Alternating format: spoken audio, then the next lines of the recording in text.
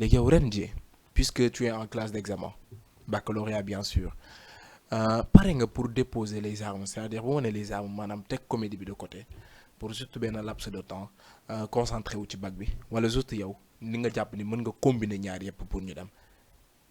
waaw instant bi bac bi li ci des bëreetul. dëgg la. matul sax 3 semaines. waaw c'est vrai. tu vois. li ci des mën nañ sacrifier wu. comme ni nga ko waxee déposer arme yëpp.